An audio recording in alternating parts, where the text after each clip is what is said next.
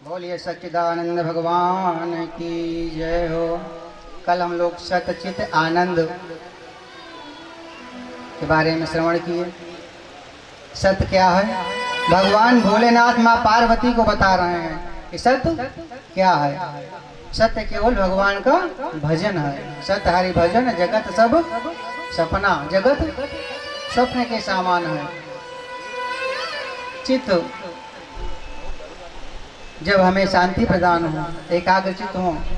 कभी कभी हम बैठे यहाँ हैं लेकिन हमारा मन पहुँच गया आपकी दुकान पे। हाँ, तो आनंद, जैसे कल चर्चा कर रहे थे कि अगर मोबाइल हमारे जेब में है तो आनंद है, और मोबाइल हमसे दूर हो गया तो हमारा आनंद चला गया। जब हमारे जेब में मोबाइल रहे तो और ना रहे तो, दोनों स्थितियों में हमें आनंद की अनुभूति हो तो वही आनंद है। सृष्टि के प्रलय में, आदि में, अंत में, मध्य में श्री बांके बिहारी विद्यमान है। इसीलिए भगवान को हम लोग सच्चिदानंद कहते हैं। तापत्र विनाशाय, दैहिक दैविक भौतिक तीव्र तापों का नाश करने वाले हैं, शमन करने वाले हैं। श्रीमद् भागवत के महात्म का चौथा श्लोक है। शौनक जी सूत जी से प्रार्थना कर रहे हैं। यद्यपि सूत जी छोटे हैं आयु में और शौनक जी बड़े हैं। ज्ञान छोटे से भी मिल जाए तो भी ग्रहण करना चाहिए। आज वयोवृद्ध शौनक जी सूत जी से प्रार्थना कर रहे हैं। अज्ञान ध्वान विध्वंस कोटि सूर्य समप्रभ, सूताख्या ही कथा सारम मम कर्ण रसायनम। हे प्रभु, आप हमारे हृदय में बसे हुए अंधकार को दूर कर सकते हैं। वह सामर्थ्य आपके अंदर है। जिस अंधकार को करोड़ों सूर्य एकत्रित होकर के नहीं दूर कर सकते हैं, उस अंधकार को गुरु दूर कर देते हैं। आज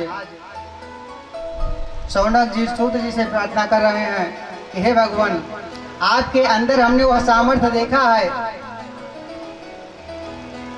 आप मुझे ऐसा ज्ञान दीजिए, ऐसी कथा का स्मरण कराइए जो हमारे कर्णों में औषधि के समान हमारे अंदर बसे हुए अंधकार को दूर कर दें। सूत जी कहते हैं,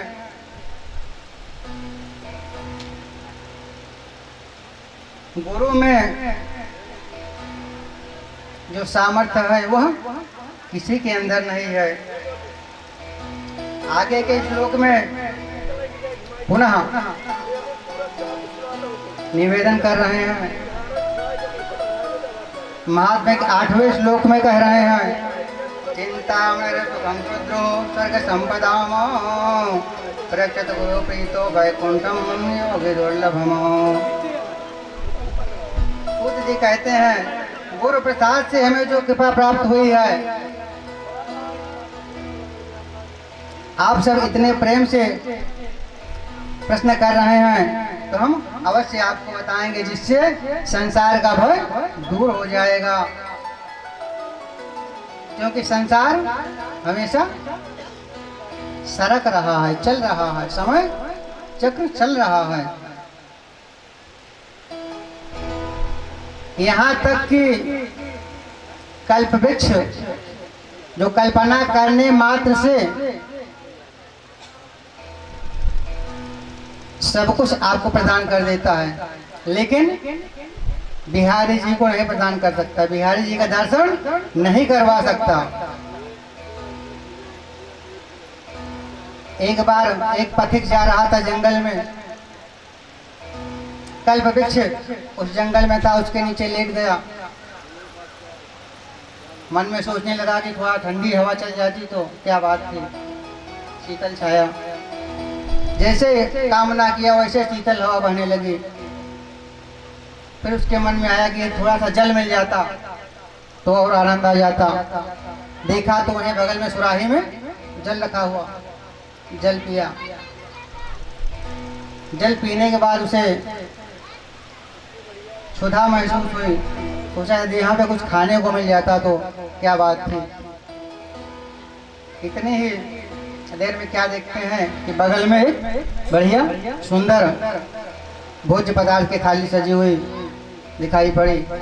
भोजन को प्राप्त किए, कामना की कि अगर एक बिस्तर होता तो क्या बात है। बगल में देखा तो एक बढ़िया डबल बेड का सोफा पड़ा हुआ था। आराम तो करने लगा, लेकिन मन में सोचा कहीं शेर आ गया तो हमें तो खा ही जाएगा। जैसे कल्पना किया शेर आया हमें खा जाएगा, वैसे एक शेर दहाड़ मारा, उसको खा गया। आज गुरु चाहे तो हरि का दर्शन गुरु के कृपा से ही होता है। गुरु कहा गया गुरुर ब्रह्मा गुरुर विष्णु गुरुर्देवो महेश्वरः गुरुर साक्षात् परब्रह्म तस्मै श्री गुरवे नमः। तस्मै श्री गुरवे नमः। गुरु में वह सामर्थ्य है। गुरु की कृपा से भक्त प्रहलाद को नरसिंह भगवान के दर्शन हुए। गुरु की कृपा से 5 वर्ष की आयु में आज लोग कहते हैं कि महाराज जी अभी क्यों दीक्षा ले लें, अभी तो हम जवान हैं, कुछ खा लें पी लें, जब वृद्धावस्था आएगी तब हम दीक्षा लेंगे। लेकिन उस समय क्या वो राम राम कह पाएंगे? वृद्धावस्था में जब दांत नहीं रहता तो राम राम की जगह पे लाम लाम निकलता है। और भगवान कृष्ण का भजन करना तो अति क्लिष्ट है। बिना दांत के आप कृष्ण कह ही नहीं सकते हैं। आज सूत जी कहते हैं कि हे ऋषियों, आप सब सावधान होकर के श्रवण करें। सावधानतया श्रवणो नेपी सर्पो व्याधि। आगे चल के कथा में प्रसंग आएगा। इस सागवत शास्त्र है, पुराण है, जिसका श्रवण करने मात्र से समस्त दुख दूर हो जाएंगे। समस्त जो असमय है वो हमारे टल जाएंगे।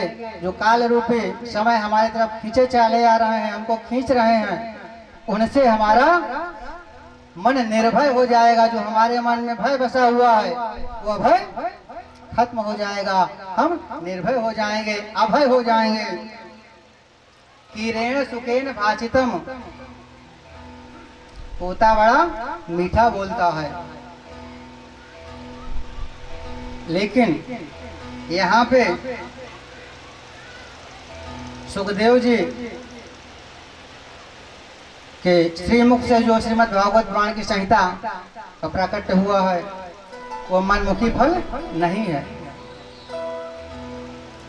ये शाखा प्रति शाखा प्राप्त हुआ है। सर्वप्रथम जब सृष्टि का प्रारंभ हुआ तो भगवान जल में लेटे हुए थे, कुछ नहीं था, केवल जल ही जल था। उनके नाभि कमल से एक कमल निकला जिसपे ब्रह्मा जी बैठे थे। ब्रह्मा जी आदि और अंत का पता लगाने के लिए कमल की डंडी को पकड़ नीचे आए, फिर बाहर गए, कहीं कुछ दिखाई नहीं पड़ा। अंत में हवा के झोंके से जब जल में टकराहट हुई तो आज भी अगर जब हम गंगा जी किनारे खड़े होते हैं तो देखते हैं पौड़ियों के पास में कि थप थप की आवाज कभी कभी होती है। तो ब्रह्मा जी को लगा कि हमें तप करना चाहिए। ब्रह्मा जी समाधि में बैठ गए, नारायण दर्शन दिए और भागवत का चतुर्थ श्लोकी भागवत का श्रवण कराया। नारायण ब्रह्मा जी को सर्वप्रथम चतुर्थ श्लोकी भागवत को श्रवण कराया। वही 4 श्लोक का भागवत ब्रह्मा जी ने नारद जी को बताया और नारद जी वेद व्यास जी को बताए। वेद व्यास जी 18,000 श्लोकों में 12 स्कंध में 335 अध्याय में रचना की। और जब रचना की तो नारायण के पास लेके पहुंचे, बोले महाराज श्री हरि आशीर्वाद प्रदान करिए। भगवान ने कहा कैसा ग्रंथ है, क्या है? तब तो बोले भगवता प्रोक्तम भागवतम, जो श्री हरि ने कहा है, श्री मुख से निकला है वही भागवत है। वहीं पे लक्ष्मी जी बैठी हुई थी। आज वेद व्यास ने लक्ष्मी जी से प्रार्थना किया कि मैया आप भी आशीर्वाद प्रदान करें। मैया ने कहा मैं आशीर्वाद क्यों प्रदान करूं, क्योंकि इसमें हमारा कहीं कोई नाम ही नहीं है। जब हमारा नाम नहीं तो हम आशीर्वाद क्यों प्रदान करूं? वेद व्यास जी कहते हैं मैया व्याकरण के दृष्टिकोण से भगवत्या प्रोक्तम भागवतम, भगवती के ने जो कहा है वही भागवत है। मैया ने कहा मुझे व्याकरण नहीं चाहिए, हमें सीधे सीधे साहित्य में बात करिए हमसे। अगर हमारा सीधे सीधे इसमें कहीं कोई नाम हो, मेरी कोई जिक्र हो, तब तो मैं आशीर्वाद प्रदान करूंगी। वहीं पे श्री वेद व्यास जी ने लिख दिया श्रीमद् भागवत पुराण। किशोरी जी की कृपा से श्रीमद् भागवत पुराण भरा हुआ है। क्यों? कि बिना शक्ति के शिव अधूरे हैं। हर जगह भवानी शंकर, लक्ष्मी नारायण, सरस्वती ब्रह्मा, बिना पत्नी के पति अधूरा है। आज सुखदेव जी के द्वारा ये श्रीमद् भागवत शास्त्र हम सबको सुनने का, श्रवण करने का अवसर प्राप्त हो रहा है। जैसे ही देवताओं को पता चला कि श्रीमद् भागवत पुराण परीक्षित जी को सुनाने जा रहे हैं श्री सुखदेव जी, वैसे ही सुधा कुंभ गृहस्थ हुए, सुधा कुंभ लेकर के अमृत का कलश लेकर के पहुंचे और कहते हैं कि आप हमें अमृत का पान करा दीजिए। परीक्षित जी को अमृत का पान कराइए और कथा अमृत हमें पिला दीजिए। देव दुर्लभ है, श्रीमद् भागवत पुराण कथा श्रवण करना देव दुर्लभ है। आज हम सबको लगता है कि बस व्यास जी आए, कथा श्रवण कराए, चले गए, हम इधर से सुने उधर से निकाल दिए। देवगण स्वर्ग से सुधा कुंभ लेकर के कथा अमृत का मूल्य समझिए कि अमृत का कलश किसी ने मांगा उनसे। श्रीमद् भागवत पुराण की आज लोग चर्चा करते हैं कि महाराज जी क्या दक्षिणा है, पहले आप बता दीजिए तब हम करवाएंगे।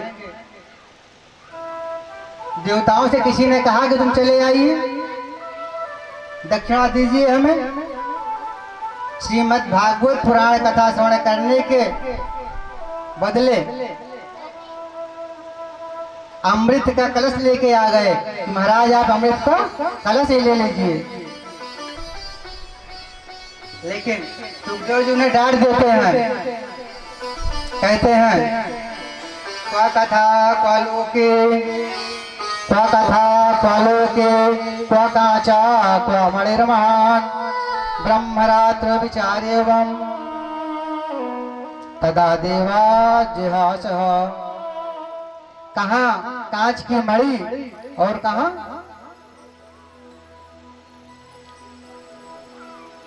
कथा अमृत कैसे तुलना की जा सकती है। स्वर्ग का अमृत अमृत प्रदान कर सकता है, लेकिन जैसे जैसे पुण्य क्षीण होगा वैसे वैसे आपको पृथ्वी लोक की तरफ ले आएगा। मृत लोकम विशंति, मृत लोक में ढकेल देगा। और लेकिन कथा अमृत आपको पृथ्वी से स्वर्ग की ओर ले जाएगा। तो आप बताइए कि आपको ऊपर जाना है या ऊपर से नीचे आना है? आपको ऊपर जाना है या ऊपर से नीचे आना है? उदाहरण के लिए समझिए कि कोई आईएएस अधिकारी बन गया है, तो सिपाही बनना चाहेगा या और ऊपर जाना चाहेगा? तो ये सुधा अमृत, कथा अमृत हमें सदैव सद्मार्ग पे ले जाने वाली है। और उस अलौकिक क्षण को, अनुभूति को, जो कभी किसी को नहीं प्राप्त हो सकता, सत्संग के माध्यम से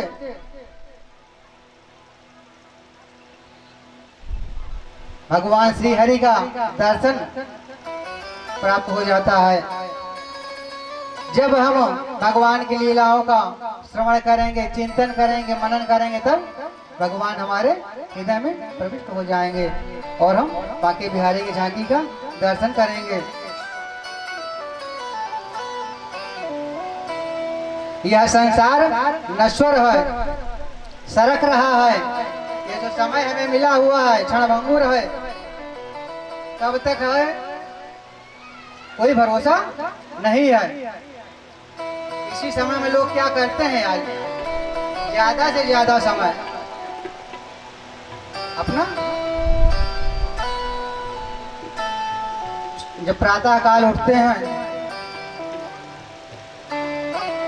तो सर्वप्रथम मंजन बस करने के बाद वो साबुन ढूंढना प्रारंभ करते हैं। कौन सा?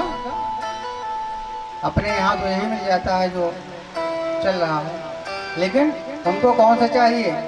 आज बच्चे डिमांड कर रहे हैं पियर्स चाहिए, और एक कौन आया है डब, उसके नीचे कोई स्नान करने वाला नहीं है। लेकिन याद रखें सभी लोग, चाहे लगा लो ओके साबुन, चाहे लगा लो सेंट, यहाँ ना कोई है परमानेंट, यहाँ ना कोई है परमानेंट। जगत में कोई न परमानेंट, जगत में कोई न परमानेंट, जगत में कोई न परमानेंट, जगत में कोई न परमानेंट। तेल चमेली चंदन साबुन, तेल चमेली चंदन साबुन, चाहे लगा लो सेंट, जगत में कोई न परमानेंट, जगत में